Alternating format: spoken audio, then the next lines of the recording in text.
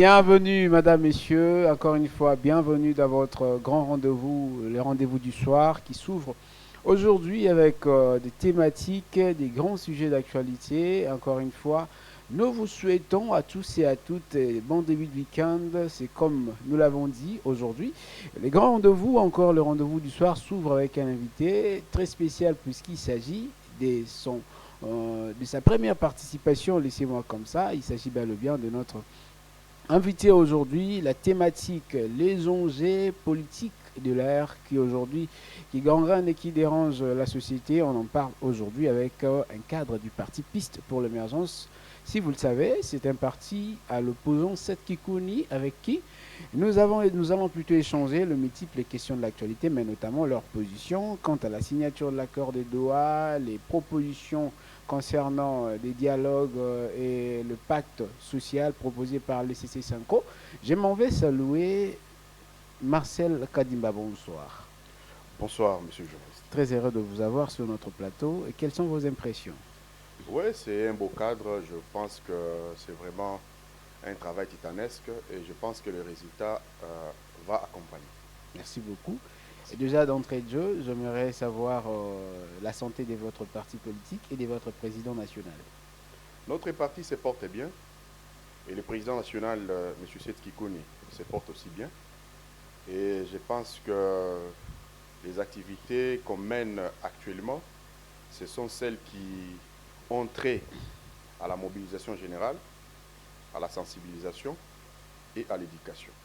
À la sensibilisation, il s'agit notamment de quelle sensibilisation? Une sensibilisation citoyenne où vous voulez contrecarrer notamment les multiples propositions qui se font dans les coulisses et sur la place publique, gouvernement Martin Fayoulou et CC5O. Pourquoi vous devez vous aligner dans cette logique des idées de ce que vous appelez, vous, sensibilisation? Bon, si vous me permettez, allez-y. Vous pouvez me laisser un tout petit peu un temps d'esquisser le contenu de ce qu'il y a dans notre parti politique pour que la population qui nous suit soit au moins au parfum de l'existence de notre parti et de comment il se présente. À mes très chers téléspectateurs qui me suivent, vous qui êtes à Bukavu, vous qui êtes à Kindu et partout ailleurs, à Kisangani. C'est pas à Goma. À Goma, bien sûr, c'est en République démocratique du Congo. Bien sûr que oui. il faut y penser. Voilà. Donc, votre parti politique Piste pour l'émergence, c'est un grand parti politique. Ce n'est pas celui comme les autres à contenu vide. Mais chez nous, nous avons une vision, nous avons les ambitions, nous avons un projet de société. Notre vision, c'est celle de bâtir un État fort et prospère. Et nos ambitions, ce sont celles de rencontrer, n'est-ce pas, de répondre aux aspirations profondes de la population. Et cela étant parce que nous avons une vision qui s'appuie véritablement, n'est-ce pas, à cette ressource inépuisable que nous appelons l'être humain. Parce que c'est une ressource inépuisable. Okay. Les minéraux peuvent partir, tout ce qui va avec comme richesse, n'est-ce pas, peut partir, mais l'être humain demeure une ressource inépuisable. C'est une superstructure. Donc dans votre parti, vous imposez encore, vous vous focalisez sur l'humanisme. Justement, l'humanisme libéral. Exact. Parce que nous, on n'exhibe pas cette casquette d'équité, je dirais, cet étiquetage, n'est-ce pas, bipolaire, la gauche, la droite, mais nous puisons les essentiels, n'est-ce pas, qu'il y a dans la gauche et les essentiels qu'il y a dans la droite. C'est ce qui fait Piste pour l'émergence. Donc notre doctrine, c'est l'humanisme libéral. J'étais en train de dire que nous nous appuyons sur l'être humain, parce que c'est une superstructure, c'est une ressource inépuisable, pour qu'en fait, nous puissions, n'est-ce pas, concrétiser notre vision. Okay. Celle de bâtir un Congo plus fort qu'un autre.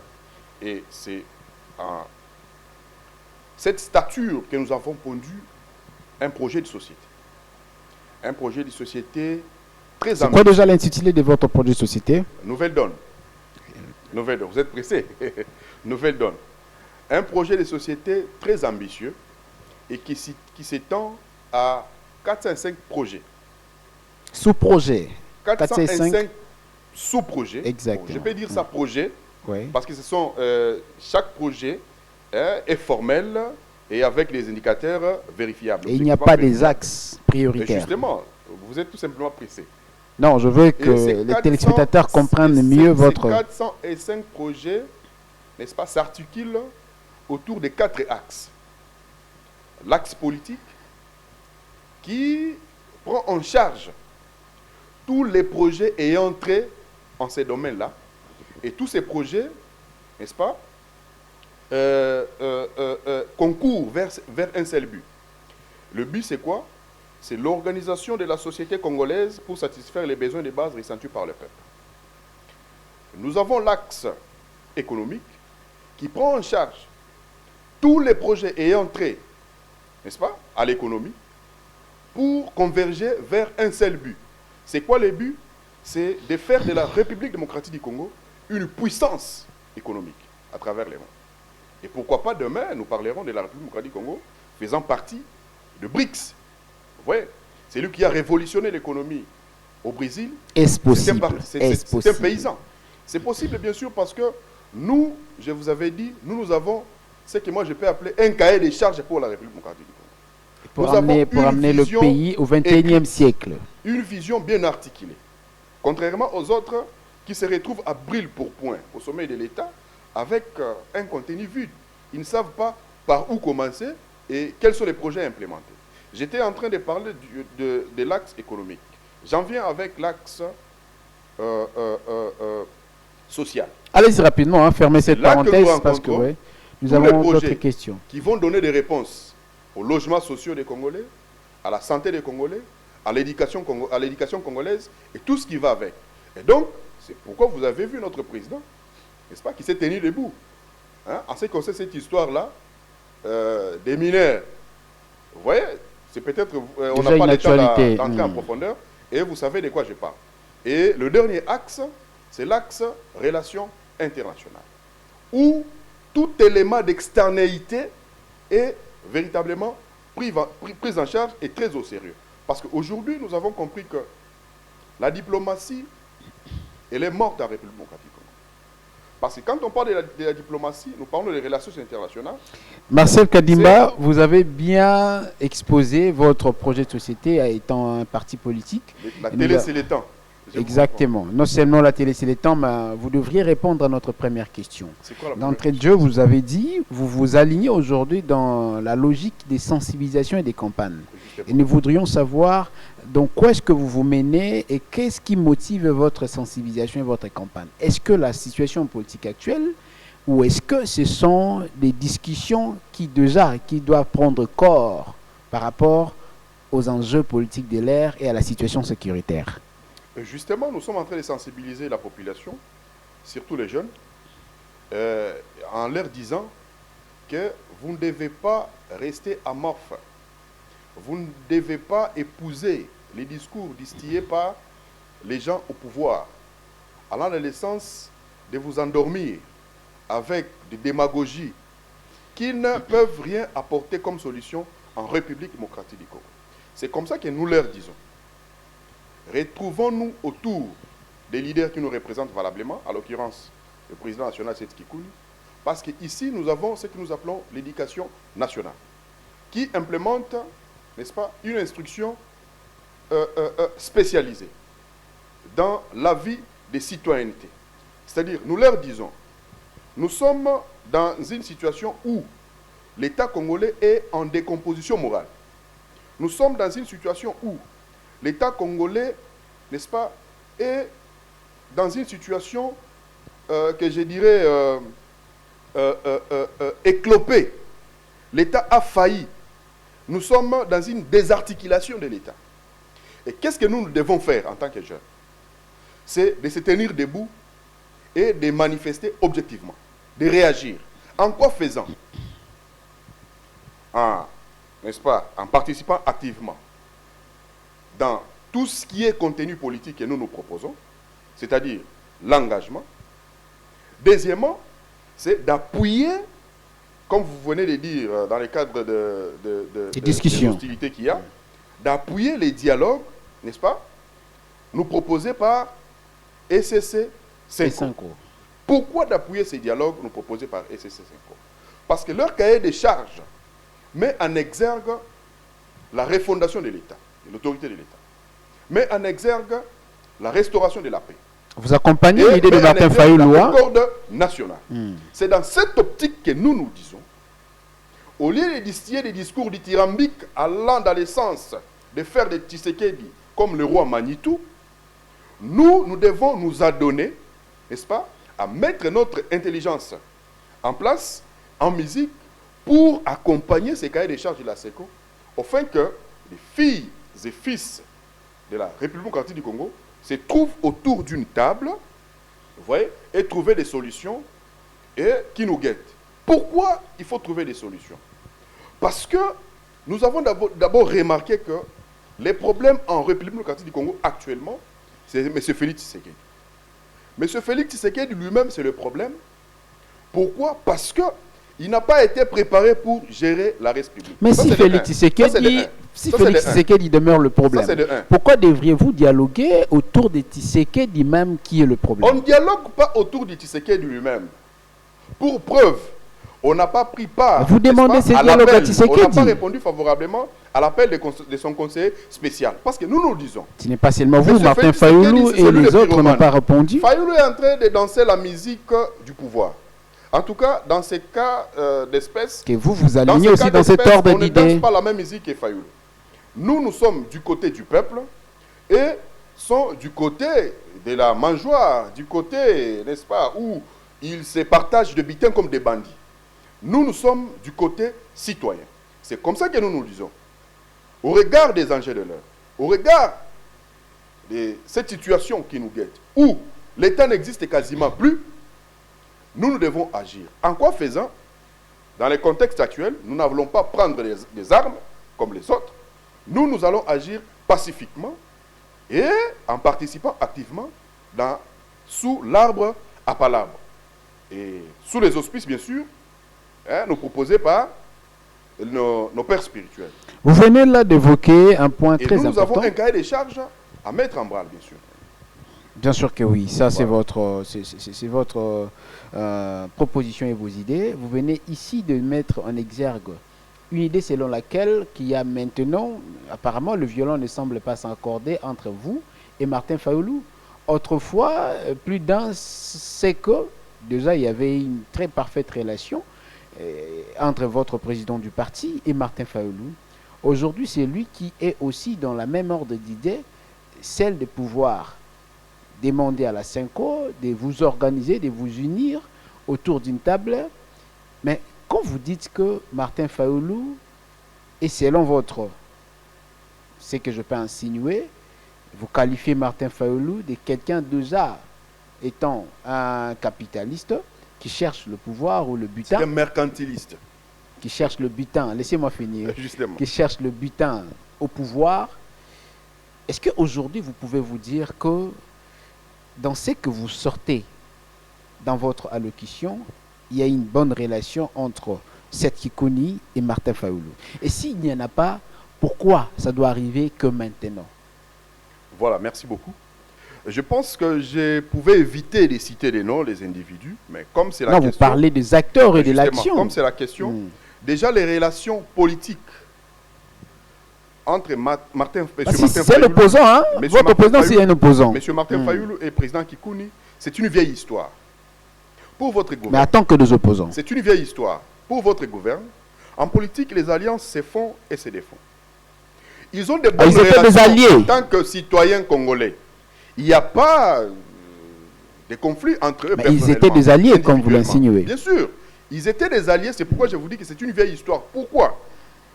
Ils étaient des alliés, c'est avant les élections 2023.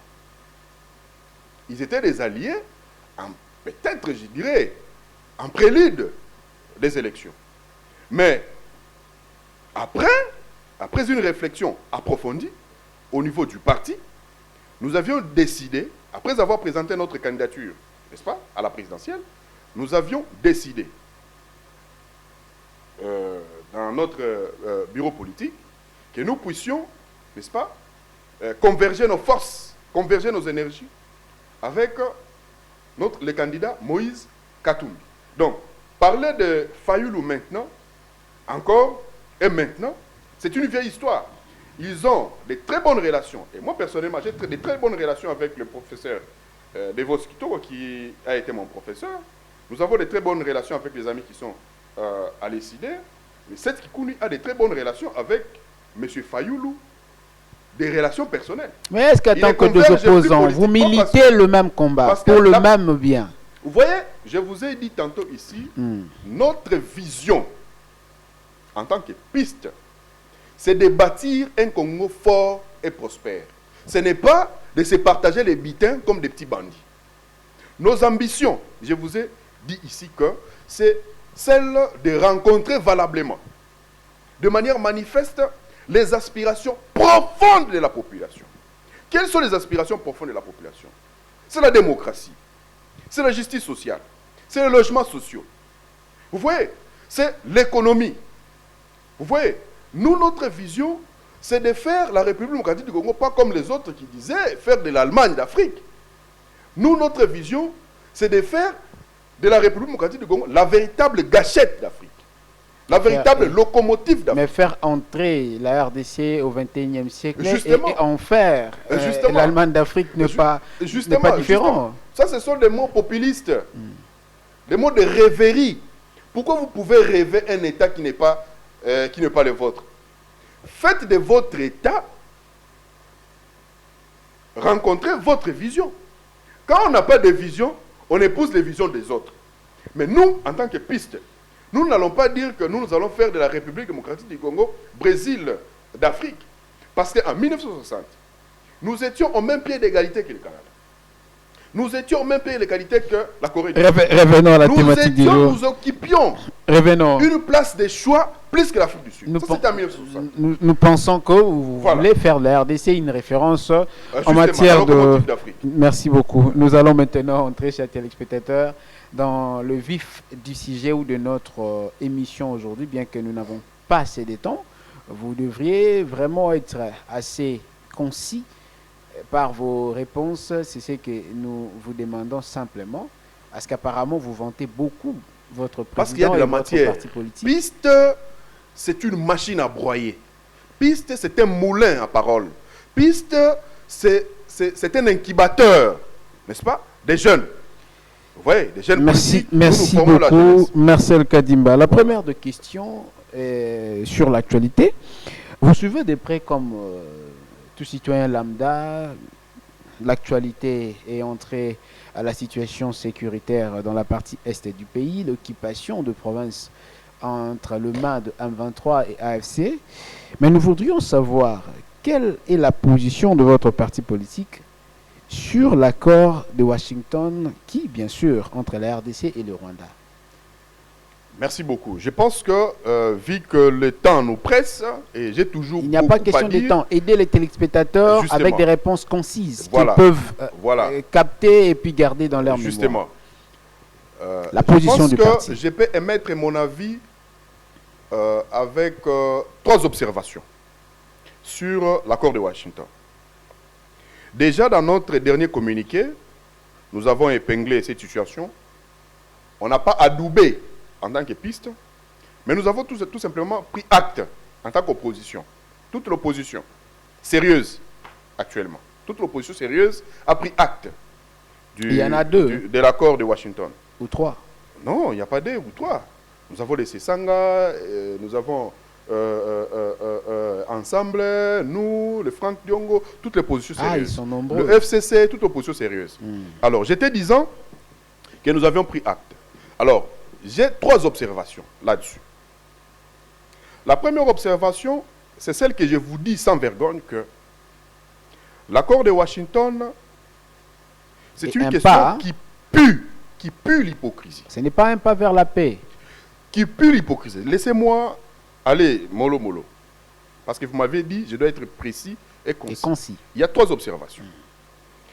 C'est une histoire qui pue l'hypocrisie Et cette mauvaise odeur traverse les frontières nationales et internationales. Hypocrisie dans quel camp? C'est dans cet accord qu'on fait référence, n'est-ce pas, à l'intégration économique régionale, où nos minéraux exploités en République démocratique du Congo doivent transiter au Rwanda. Question. Qui va vendre ces minéraux? Le Rwanda. C'est ce qui est écrit dans les accords. C'est écrit que les minéraux exploités en République démocratique du Congo, parce que dans le cadre, n'est-ce pas, de l'intégration... Attention, hein, Marcel Kabila. Dans le cadre de le texte est sorti de son contexte, est un prétexte. Moi, je suis en train de reprendre la phrase, soit les phrases contenues dans cet accord. Okay. C'est comme ça que moi, je synthèse tout simplement 3 observations. La première observation, il nous est indiqué que dans le cadre de l'intégration économique... La première s'appuyait l'hypocrisie. L'hypocrisie. Justement, les minéraux exploités en République démocratique du Congo doivent transiter au Rwanda. Question. Qui va vendre ces minéraux? Le Rwanda. Qui va fixer les prix? Qui seront les acheteurs? Qui va fixer les prix d'abord? Le Rwanda. Qui va déterminer les taux de teneur de ces minéraux? Le Rwanda. Qui vont acheter? Les États-Unis, l'Union européenne, le Qatar, entre autres, et d'autres partenaires. Et là, nous avions bradé notre souveraineté, ou bien nous avons sauvegardé notre souveraineté. Qui a gagné réellement le marché? C'est le Rwanda. Ça, c'est la première observation. Deuxième observation. C'est la question liée au FDLR. N'est-ce pas, depuis tous ces temps, nous, on n'a jamais accepté cette vieille histoire de FDLR, les gens qui ont quitté la base depuis 1994, qui auraient actuellement 70 ans, 80 ans, qui seraient encore actifs pour reprendre le pouvoir au Rwanda. C'est une vieille histoire. Et depuis la nuit des temps, sous Kabila, la République démocratique du Congo a toujours nié l'existence de ces groupuscules. Mais aujourd'hui, nous avons donné le chèque à blanc, un certificat international, en acceptant qu'il y a existence de FDLR. Cléboa du Rwanda. Il vous dit, pour que nous ôtions nos mesures défensives, vous devez neutraliser les FDLR. Où sont-ils? Est-ce qu'on saura identifier où se trouvent les FDLR? Est-ce qu'on saura aussi les identifier? Et s'ils existent réellement, ou soit par les trichements de leurs enfants, de leur progéniture, n'est-ce pas? Ils ont des faciès similaires aux Rwandais. Oui. N'est-ce pas, nous avons des rwandophones en République démocratique du Congo? Oui. N'est-ce pas, ils peuvent se dissimuler dans la population? Oui. Est-ce que ça sera, excusez-moi, ça sera une tâche facile à le neutraliser? Non. Et donc, nous avions donné un certificat international doté d'autorité au Rwanda de demeurer omniprésent en République démocratique du Congo. Pourquoi?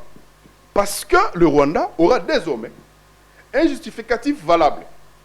Aussitôt retrouvé dans le sol congolais, il vous dira que je suis ici dans votre sol parce que vous n'arrivez pas à maîtriser le FDLR et moi, je suis en train de traquer le FDLR. Qu'est-ce que vous allez dire?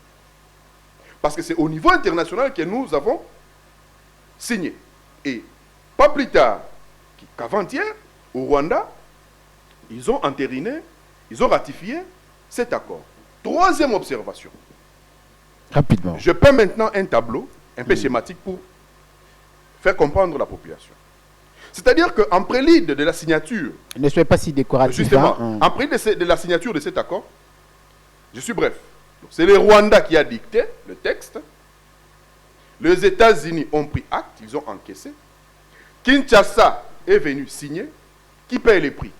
Le peuple congolais. Par quel trichement? Par les trichements de ses minéraux et de son sang. C'est-à-dire que qui a gagné dans tout ça? C'est le Rwanda. Pour conclure, la République démocratique du Congo n'a pas signé pour nous piste pour l'émergence. Et je peux même engager mon président national. Nous disons que la République démocratique du Congo n'a pas signé un accord de paix. Par contre, la RDC a signé un acte de capitulation. Où... Ah, ce n'est pas un pas vers la paix. Non, ce n'est pas un accord de paix. C'est une capitulation diplomatique. De capitulation, si vous comprenez le sens de ce concept que j'utilise, ça donne privilège au Rwanda, n'est-ce pas, de jouir des minéraux qui ne sont pas siens.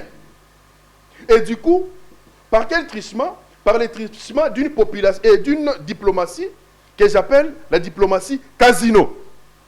Une diplomatie casino que nous mettons en exergue, tout simplement parce que nous jouons la carte, n'est-ce pas, pour la paix, moyennant nos minéraux, mais c'est les États-Unis qui sauvegardent les jetons. J'ai dit. Merci beaucoup. C'est la position du Parti Piste. C'est la position du Parti Piste.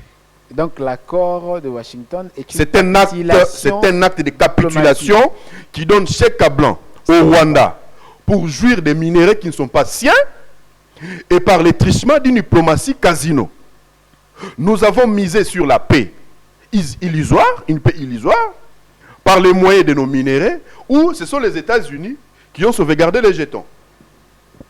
Merci, je passe à la deuxième question, notamment ayant trait seulement à la poursuite d'un accord ou d'une discussion qui doit aboutir à une ratification et à une paix pérenne dans la partie est de la République démocratique du Congo. Je m'en vais toujours sur la perception et la position de votre parti quant à ces pourparlers.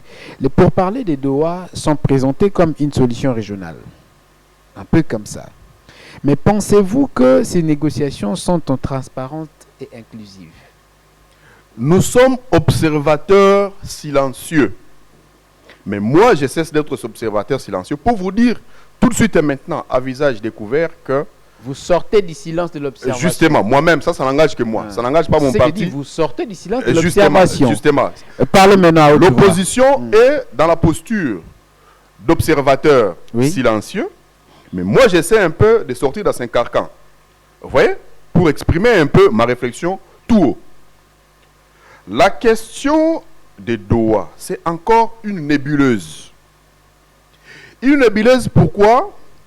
Parce que cette histoire-là ne peut qu'accoucher d'une souris. Ça va accoucher d'une souris, pourquoi? Parce que les antagonistes qui sont là en train de se parler, il y a une partie qui dénonce déjà que l'autre partie n'a pas mandat, n'a pas qualité. C'est-à-dire que Kinshasa a envoyé ses représentants dépourvus de qualité, dépourvus du mandat. Et là, nous nous posons la question. Moi, je me pose la question. N'est-ce pas, ce sont des terroristes, c'est le Kinshasa. N'est-ce pas, ce sont des condamnés à mort. N'est-ce pas, ce sont des pantins. Pourquoi cette versatilité? Maintenant, pendant qu'ils sont là, ils sont en train de faire les pourparlers en mode shopping. Il n'y a pas de résultats qui vont donner, qui vont sortir là-bas. Ça, c'est ce que vous Parce pensez ou qu'il y c'est que a votre une parti méfiance pense réciproque très avancée. entre Les les partis. gens, justement entre les partis, ils ne se font pas confiance. Bien que Kinshasa est sous menace de Kalachnikov, il est en train de négocier, de parler, de pourparler, disons, tout en état dos au mur. Mais ne cesse d'enfler son orgueil. Alors que nous sommes dans une position de faiblesse. Vous voyez, ce sont des parties du territoire national qui sont occupées. Au travers, n'est-ce pas, l'opposition dite armée. Mais hier, Kinshasa ne disait pas que Nanga et compagnie, c'était une opposition armée. Kinshasa disait que ce sont des pantins, ce sont des condamnés à mort, ce sont machin. Vous voyez? Mais aujourd'hui, ce que moi je déplore, c'est quoi? Pourquoi je dis que ça va accoucher d'une souris? Parce que... Donnez-nous aussi la conclusion et essentiellement un message que vous adresserez peut-être à la population, mais notamment aux autorités. Votre très rapidement, oui. Et révélateur de votre... je ne sais pas comment Si vous êtes du régime, vous pouvez tout simplement dire, monsieur Elvis. Je suis médiéval. Laissez-moi. Vous le savez comme tous, un journaliste reste médiéval dans sa position. Laissez-moi terminer. J'étais en train de dire que le pourparler des Doha ne peuvent qu'accoucher d'une souris. Pourquoi? Parce que c'est la méfiance réciproque qui règne entre les deux parties. Ça, c'est de un. De deux, c'est notre diplomatie, la faiblesse de notre Je veux que vous chitiez. Je suis en train de les chiter. C'est la faiblesse de notre diplomatie. Pourquoi je dis que c'est la faiblesse de notre diplomatie? Parce que la diplomatie en soi est assise sur certains critères. Premièrement, la cohérence stratégique. On n'est pas cohérent dans le cadre de notre stratégie. Vous voyez? Deuxièmement, c'est la capacité, n'est-ce pas, de résoudre les conflits. Les conflits internes ici, parce que les conflits sont en majorité endogènes, ici à Kinshasa, on n'est pas capable de résoudre ne serait-ce qu'une toute petite partie du conflit. Est-ce que nous sommes en mesure vraiment de convaincre à l'extérieur? Parce que notre diplomatie souffre aussi de ce que nous appelons le soft power. Le soft power signifie la capacité d'attirer et de convaincre. Est-ce que nous arrivons d'abord à convaincre Nanga, Kabila et compagnie, jusqu'à maintenant, de s'asseoir autour d'une table? Non, il y a un problème de crédibilité. Qu'est-ce qu'ils disent? Ils disent que Tshisekedi, président de la République, doit partir, il doit dégager parce qu'il est illégitime. Et deuxièmement, il n'a pas la culture, n'est-ce pas, de respecter ses engagements. C'est ce qui nous plonge aujourd'hui dans ces gouffres. Et l'autre critère de la diplomatie, c'est la persuasion. Quand vous menez une diplomatie, avec but de rechercher à instaurer la paix, avec but de rechercher de vendre l'image de votre pays, vous devez être sérieux. Mais notre diplomatie, qui est une diplomatie des casinos, elle se distingue en des cosmétiques. Quand on parle la parole en public, on parle bien français, on parle bien anglais. Merci. On pense que c'est ça la diplomatie. Merci beaucoup. Merci beaucoup, Marcel. Merci beaucoup, Marcel Kadimba. On aurait pu exploiter la question de votre récente activité, mais malheureusement, le temps est déjà peut-être devant nous. Nous sommes plutôt obligés de pouvoir conclure cette émission aujourd'hui. Merci de l'avoir suivi. Merci d'être passé avec des interventions si pertinentes. On pense, et peut-être c'est ça aussi, c'est que les téléspectateurs ont pensé, que votre parti égorge une crème intellectuelle des jeunes Congolaises. C'est un incubateur. Merci beaucoup. Et merci à vous, chers téléspectateurs. Ces rendez-vous du soir prend fin aujourd'hui. Restez bien chez vous. Aimons d'abord le Congo, ensuite les Congos. Et enfin les Congos. La suite au prochain numéro avec le même plaisir, mais aussi s'il sera disponible avec le même invité. Merci. Pas de problème.